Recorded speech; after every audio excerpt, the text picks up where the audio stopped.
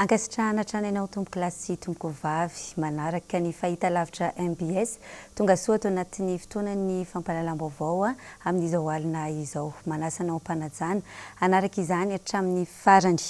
Toerana efatra samihafa indray no notsidihan'ny kandida Marika Ravalomanana androany tany amin'ny faritra Androy iny.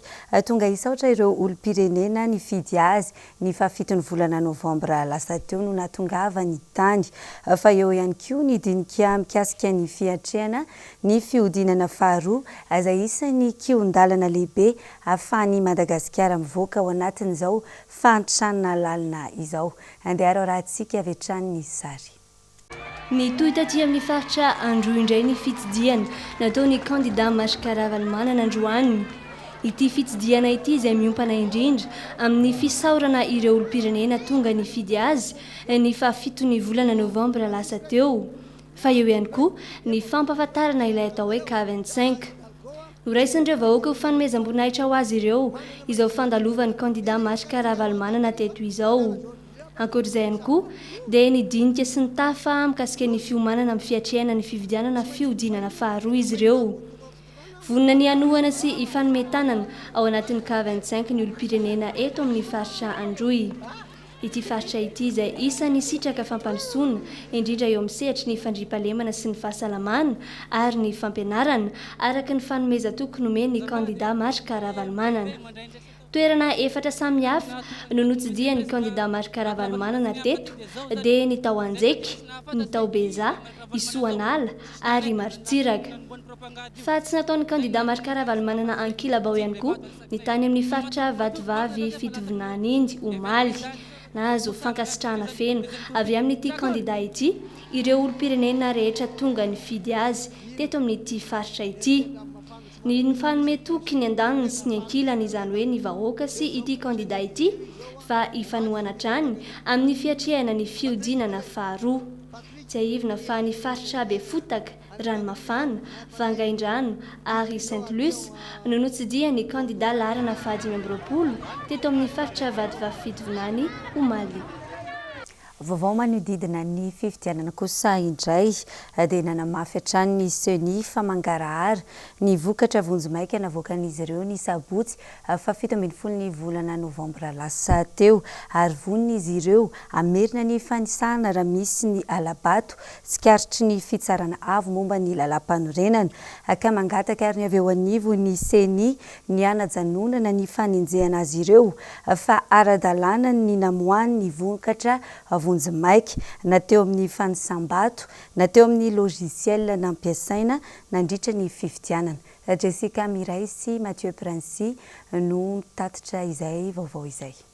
Nampiakapeo androany avy eo anivon'ny CENI manoloana ny fanakianana maro azon'izy ireo tamin'ny namoahany ny voka-pifidianana vonjimaika ny sabotsy 17 Novambra lasa teo. Efa voarain'ny CENI avokoa ireo fitarainana fa misy ihany koa ny fanenjehana sy fanakianana fotsiny ihany. Voarain'ny CENI avokoa ny fanakianana maro lafy avy amin'ny pesiny maro manodidina ny fitantanana ny sotra-pifidianana eto Madagasikara. Misy ny mitombona fa betsaka ny tsy mitombona ary araka ny efa nolazaina teo aloha ireo fanampianana tsy mitombona dia sokajiana telo ny mahatonga azy.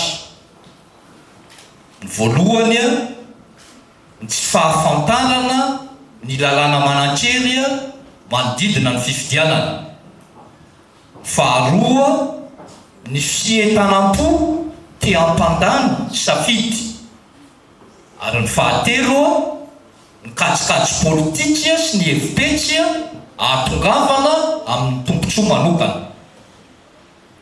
Fa mikasika ireo fanakianana mitombona kosa dia raisina iampitiavana sy ankitsipo antsiana sy ampanjariana ny fifidianana manaraka. tsy misy tombony ho an'ny seny velively ny fangalaram-bato ho iatrany izy ireo ary nyvokatra navoaka tamin'ny 17 ny volana novambra teo iny dia avy amin'ny fitsiriana ny fitanana antsoratra rehetra manerana amin'ny birao fandatsaham-bato vonona araka izany ny seny ameriny indray ny fanisam-bato raha misy ny fisalasalana ka mandidy izany ny fitsarana mahefa. Ankoatran'izany maro ireo tsinjy izay mianjady amin'ny seny eo amin'ny fanatanterahana ny asany kanefa dia mitohy joro ohatrany izy eo amin'ny tsy fitandrilana, eo amin'ny fangararana ary eo amin'ny fahaleovatena.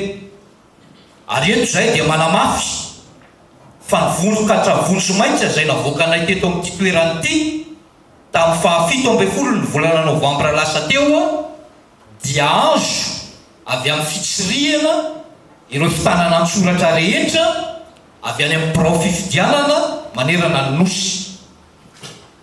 Raha misy ny olana na ny fisalasalana ka raha mandidy izany ny fitsarana mahefa vonona ny seny amerina ny fanisana ifanatrehana isaky ny birao mpifidianana. Manamafy ny teniny hatrany ihany koa ny seny ny amin'ny fangarahany ny fitaovana sy ny logiciel rehetra nampiasaina tamin'ny fotoan'ny fifidianana.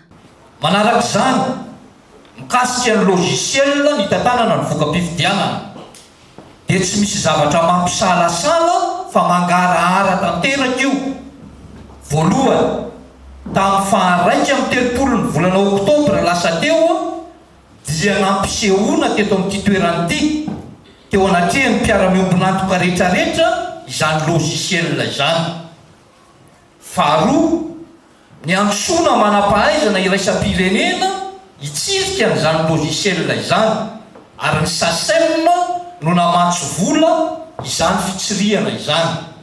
Mazava ny fehi-kevitra nivoaka tamin'izany fa mahitsy sy mangarahara io logiciel io.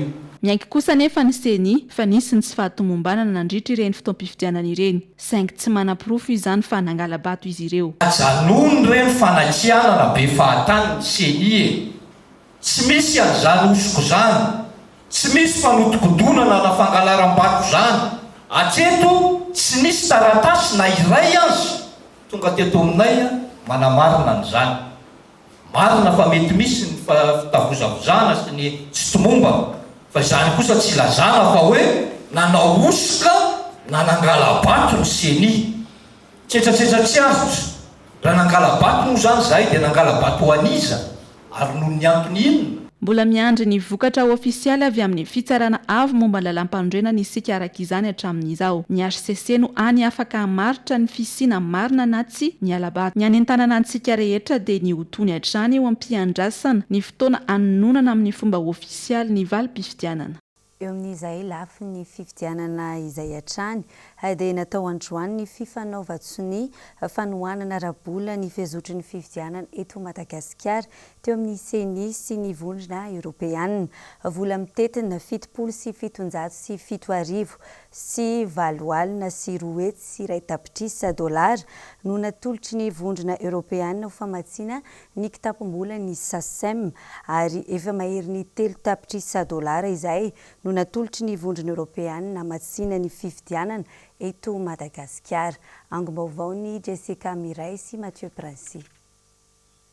Mbola mitohy ny famatsim-bola avy amin'ny firenena avy any ivelany amin'izao ho fanohanana sy ho famatsiana ny kitapom-bola ny tetikasa SACEM. Ny vondrona Europeanina indray araka izany no nitondra fanampiana tamin'ity androany ity tetsy amin'ny seninany izany. Ka nisy ny fifanaovan-tsony teo amin'ny seny sy ny vondrona Europeanina teo anatrehan'ny solotena maharitry ny PNUD. Vola mitentina 7 sy 700 sy 7 sy 4 alina sy 2 sy 2 tapitrisa dolara no nomen'ny vondrona Europeanina hamatsiana ny kitapom-bola ny tetikasa SACEM. Efa mahatratra 3 tapitrisa dolara amin'izao ny vola nomen'ny vondrona Europeanina hamatsiana ity tetikasa ny SACEM ity. Famenona an'le banga ao anatin'le vola amin'le basket fond ny SACEM. Satria tsika zany zao hiditra ny fifidianana deuxième tour zany dia mitohy ihany ny financement ny mpamatsy vola zany ahafahana mitantana tsaka ny sy andavany an'izany fifidianana zany. tsy mitsabaka amin'ny raharaha politika eto Madagasikara ny vondrona Europeanina fa manatsy izay vokatra avoaka ny fitsarana avy momba lalam-pandrenana eo. Fa mitondra ny anjara birikiny fotsiny ihany izy ireo amin'ny fampivoarana ny Madagasikara. On respecte les procédures de la démocratie malgache. Donc on sait que c'est un système qui prévoit le deuxième tour. On est conscient qu'il y a des contestations, mais celles-ci ont été présentées dans l'instance constitutionnelle qui est la haute cour constitutionnelle. Donc on laisse les institutions travailler. On a un engagement pour le renforcement de la démocratie à Madagascar. Et donc cette deuxième contribution va être effectivement la forme de réitérer et confirmer qu'on appuie la démocratie malgache. Donc on s'est rendu compte qu'il y avait un besoin des ressources additionnelles à cause de l'augmentation du bureau de vote, qui est quand même quelque chose de correct, parce qu'il permet à tout le monde de pouvoir voter. Il y a eu la séparation de l'élection présidentielle et législative, ce qui demande un travail additionnel. On est satisfait du travail qui a été fait par les Nations Unies, et donc je confirme ça en présence de la haute représentante. Nanamafy izany ihany koa ny olo tena maharitry ny PNUD miasa eto Madagasikara fa tokony hananja ny vokatra avoaka ny HCC fa tsy natao ho sakana ho fanampina ny CENI anefa izany. Dans toutes les activités dans lesquelles nous appuyons les institutions nationales, c'est un appui technique, c'est pas quelque chose qui est fait par le PNUD ou par le projet SACEM. C'est l'institution nationale, la CENI, qui est propriétaire de ces logiciels. Et comme monsieur l'ambassadeur a dit, tous les affaires qui sont avec la haute cour, nous allons quand même laisser la haute cour travailler et nous attendons les résultats de la haute cour pour continuer un appui par rapport à ce qu'ils auraient recommandé. Saratrany mampatsiahy fa amin'ny alarobia 7 ny volana novambra izao no amoahany fitsarana avy momba ny lalam-pandrenana ny valim-pifidianana ofisialy raha ny tatitra azo avy eny anivo ny RCC hatrany. Ivadika lafim-baovao hafa kosa indray isika tsy niandry ela fa dia nandray andraikitra avy hatrany ny komina Antananarivo renivohitra notarian'ny ben'ny tanàna Ramatoa Laura Valomanana nanampy ny samivana nala ireo fako mivangongo etsy eroa izy ireo na dia tsy andraiky ny aza izany tsy azo atao sorona ny vahoakana Antananarivo ka tsy maintsy mandray andraikitra mba hitandrona ny fahasalamana sy ny fahadiovan'ny tanàna ihany koa. Nanometoky ihany koa ny ben'ny tanàna fa tsy maintsy hisy vokany izao fiara miasa izao afaka andro vitsivitsy arahantsika avy hatrany ary ny andindiny izay. Tsy niandry ela ny fiadidiana ny tanàna Antananarivo renivohitra fa avy hatrany dia nanamafy ny fanampiana ny samva amin'ny fandraofana ny fako na dia tsy andraiky ny aza izany. Tao arian'ny fidinana ifotana nataon'ny ben'ny tanàna Laura Valomanana moa ny alatsinainy 7 novambra lasa teo izay nijery ireo fako misavovona teny alarobia vasakosy sy tseninatody anosy vavaka rakady fotsy dia nanatanteraka izay fidinana ifotan'izay ihany koa ny teo anivon'ny komina Antananarivo renivohitra. Ny zava-dehibe araka ny toromarika ny ben'ny tanàna Laura Valomanana dia tsy azo atao sorona ny vahoakana Antananarivo sy ny tanàna amin'ny mahasoiombonana ny malagasy azy. Araka izany nanomboka androany alakamisy 12 novambra dia mafisina ny fanadiovana ny tanàna amin'ny fanomezan'ny komina sy ny malala-tanana fiarabe ampolo ny ampiasain'ny samva androfana ny fako. Ka zao ezaka zao dia fitohizana ny tolo-tanana omen'ny komina urbaine Antananarivo ny samva satria tsy mendrika ny vahoakana Antananarivo tsy mendrika ny Antananarivo amin'ny renivohitra azy zao rotobe zao sady natsendrika ny tanàna no indrindrindrindra amin'izao fotoam-pahavaratra fatatsika fa loza mitatao mihitsy ny fako satria amin'ny fotoam-pahavaratra zao ny mahatonga ny peste tsy androtsika sanatiny izany hoe fa hisy peste indray etsika fa tsy maintsy madio foana ny tanàna sy maintsy tadiovana ny fadiovana ny tanàna ka eo anatrehan'izany indrindra hoa mamerina ny hoe ezaka fanohizana ny ezaka amin'ny tolo-tanany ty nisy fotoana tamin'ny herinandro lasa teo efa nampiasa camion 5 ny komina manampy ny camion ampiasana samva dia zao dia mbola mitohy ihany koa izay ohatrany androany alina zao sy rapisoalina dia misy camion 12 koa roa isaky ny arrondissement zany manampy amin'ny filotana camion samva hitanareo amin'izany fa misy koa miezaka satria araka ny lehitreo hoe tanàna Antananarivo ty tsy maintsy atao madio nohon'le teo sy tanàna. Manome tokony eo anivon'ny tanànan'Antananarivo tarihan'ny ben'ny tanàna Lalora Valomanana afafaka andro maromaro dia izy vokany eto amin'ny tanànan'Antananarivo ny asa fanomezana tanana ny samva mba hampadio ny tanàna. Na izany aza nefa dia manainga amponina mba hanaja ny ora fanariana fako eny amin'ny davapako dia amin'ny 5 ora hariva hatramin'ny 4 ora alina ny lefitra voalohany ben'ny tanàna Olivier Andrenarsoa nandritra ny fanaraha-maso nataony sy ny mpiara-miasa eo anivon'ny tanàna n'Antananarivo renivohitra teny amin'ny faritra Andotapenaka sy 17 hektara. Tokony andray andraikitra koa ny mponina tsirairay dia eto izay dia efa manentana sady amin'ny hoe fanajana ny lera fanariana zao diro satria amin'ny code municipal d'hygiène dia misy filazana mihitsy fa hoe lera fanariana zao dira dia amin'ny 5 hariva ka hatramin'ny 7 alina. Izay ihany raha manaja an'izay tsika ohatra hoe eritrereto fotony hoe raha misy tokantrano 500 no tsy manaja an'izay dia fa ohatra hoe manary zordira amin'izay lera tiany anariana hoe amin'ny 7 maraina dia isy tokantrano 500 anary zordira ny rokilar tonga dia hitanareo fa efa zordira 2 tonnes sady eo. Kanefa raha ohatra ka manaja an'izay ny tsika rehetra ka tazomintsika any an-trano aloha le rokilao isaky ny fianakaviana dia amin'ny 5 hariva ka hatramin'ny 7 vao ataontsika dia amin'izay fotoan'izay ao anaty baky iny amin'ny lera fangalan'ny sambaly dia madio ny tanàna. Izany misy ezaka koa tokony ataontsika amin'ny mamponina antsika. Ho an'ny eny anivon'ny fokontany indray dia efa misy ny fandrindrana ho fanaovana asa fanadiovana. Ny eny amin'ny fokontany Andotapenaka manokana ohatra dia isaky ny sabotsy izy ireo no manao izany fanadiovana faobe izany. Manazava ny filohan'ny fokontany Andotapenaka Solofony Rina Randriana Arvelo.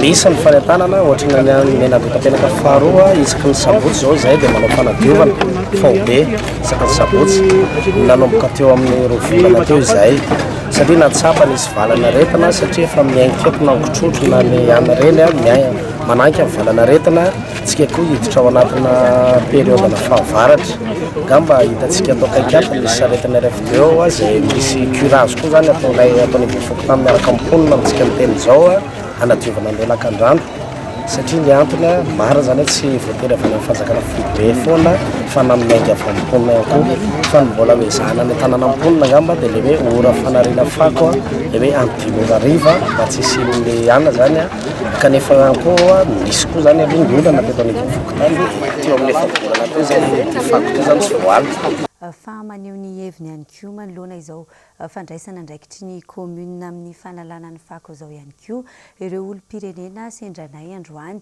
ho fankasitrahana ny ben'ny tanàna Antananarivo renivohitra andeha arahintsika avy hatrany ary. Normal tsara aloha ataony ben'ny tanàna zany satria le fako aty aminay zany efa tena taraiky efa tena misavovona be le fako lotony lalitra ny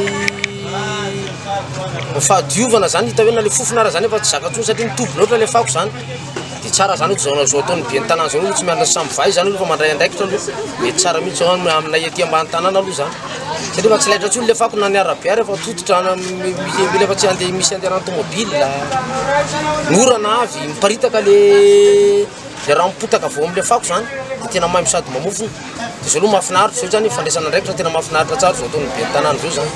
Lafim-baovao hafa indray ho fanampiana ny tanora malagasy ho liana sy azoto amin'ny famakiana boky dia nanolotra fanomezana tablety miisa 700 androany avy eo anivon'ny vondrony tany miteny frantsay apany na manontolo na ny OIF aparitaka amin'ny ivitoeram-pamakiam-boky CLAC na ny centre de lecture et d'animation culturelle miisa 7 manerana ny rosy ireto tablety 700 ireto arahintsika avy hatrany ary ny vaovao tanteriny Jessica Miray sy Mathieu Princy. Fitaovana iray ahafahana manovo fahalalana aingana ny boky manampy ihany koa amin'ny fandratoana fianarana. Efa miendanja nefa ny fitiavan'ny tanora malagasy amin'izao ny vaky boky na izany taratasy na ihany koa elektronika. Mampisokatra ny kolontsaina sy ny saina mihitsy ihany koa nefa ny vaky boky ka mila ampiroboroboina. Tsy hoe tontolo ambanivolo ka tsy tokony anana ny anjara toerany sy ny anjara masoandro ny amin'ny resaka fahalalana, amin'ny resaka kolontsaina, amin'ny resaka fisokafana maneran'izao tontolo izao amin'ny lafiny rehetrarehetra. Araka ny fanazavana nentina teo moa zany dia netsiny ny boky sy ny fanovozam-pahalalana azo atao amin'ny alalan'ny reto fitaovana vaovao vonomeny ny fikambanana iraisam-pirenena momba ny francophonie reto. Ary ataoko fa ilay ny mpiray-tandrazana amintsika any amin'ny lycéen zareo any satria liana ihany koa zareo fampandrosoana ka amin'ny alalan'ireny zany dia afaka hitondra hevi-baovao, afaka hitondra ihany koa fanatsarana ny fiainan'zareo amin'ny andavanandro. Nisy androany ny fanomezana tablety miisa 700 avy amin'ny vondrony tany miteny frantsay ampahana manontolo na OIF. Ny ivitoeram-pamakiam-boky CLAC 17 manerana ny nosy no isitraka ireto fanomezana ireto. Nisy boky efa maherin'ny 5,400 ao anatin'ny tablety tsirairay avy.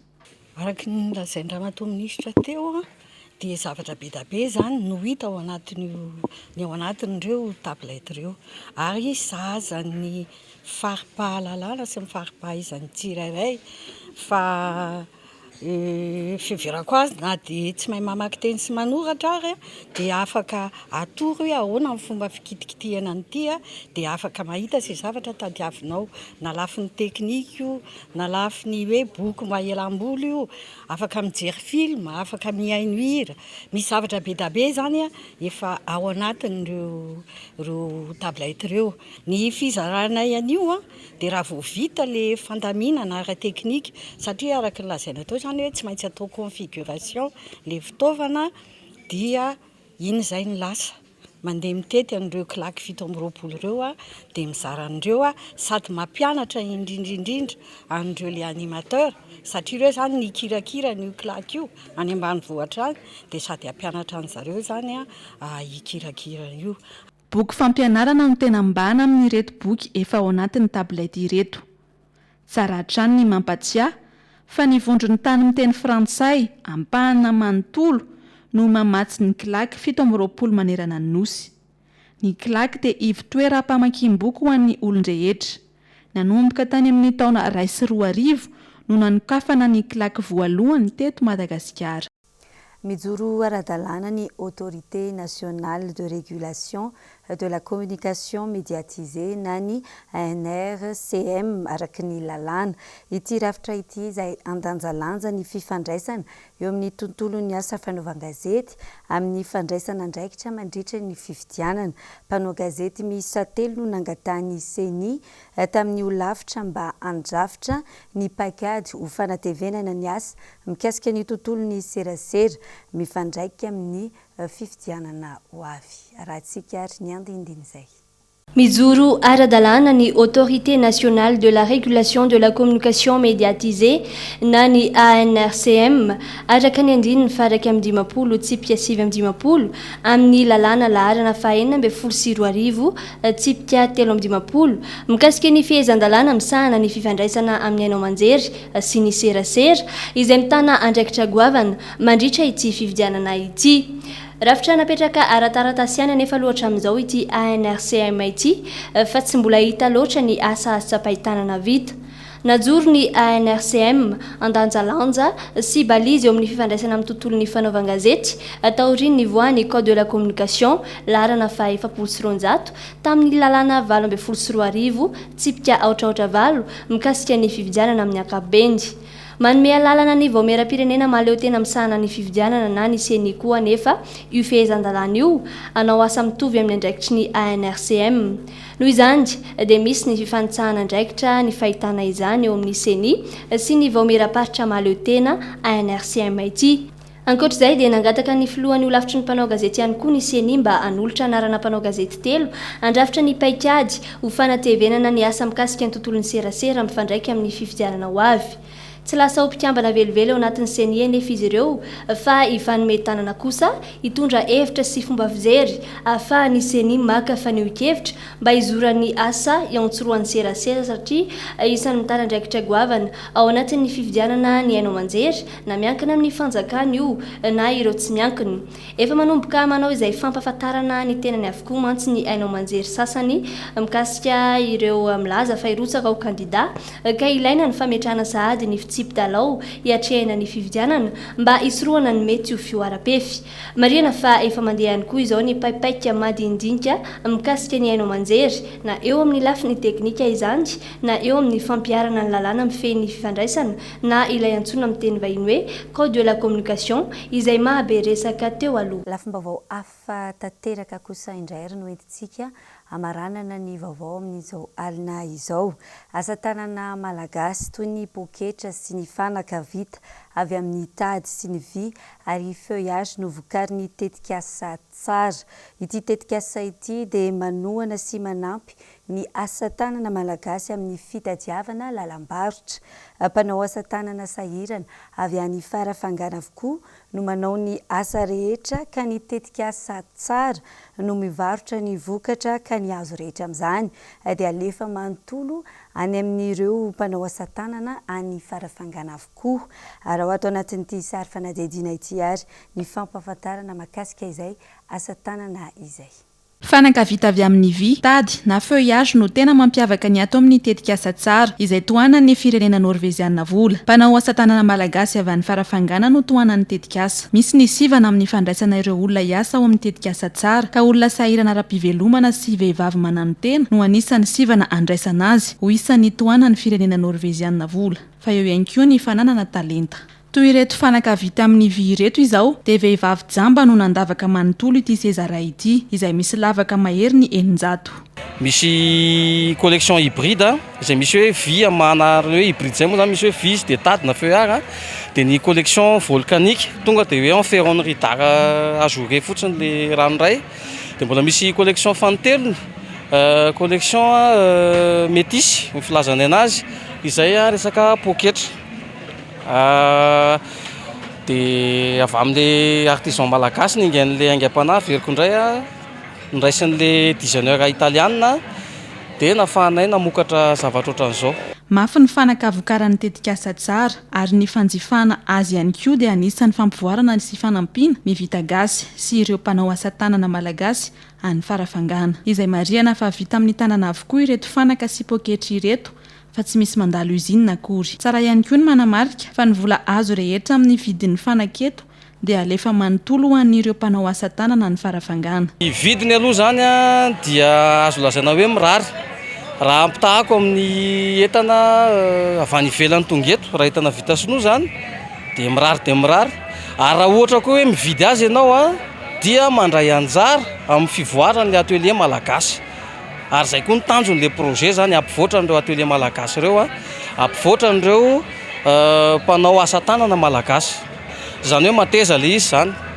Hatreto koa zay tsy mbola nahazo fanamarihana hoe simba na tsy mety na ohatr'izany. Manodidina ny 5,4 alina ariary izao ny vidin'ny poketra ary 5 alina sy 500 ariary kosa ny seza sy latabatra mikambana vita avy amin'ny vy sy feuillage. Efa mandefa entana ny ivelany ihany koa amin'izao ny tetikasa mba ho fampahafantarana ny vita gasy sy ho fanohanana ny asa tanana malagasy. Any Italia no tena manjifa ny vokatra izy ireo amin'izao. Dia izay ihany koa ary no entina manakatona ny fotoanan'ny fampahalalam-baovao amin'izao alina izao. Isaorany nahotan'ilay tokantrano niaraka taminay hatramin'ny farany dia mametraka ny veloma mandram-piona ary manome fotoananao amin'ny rapitso toy izao indray.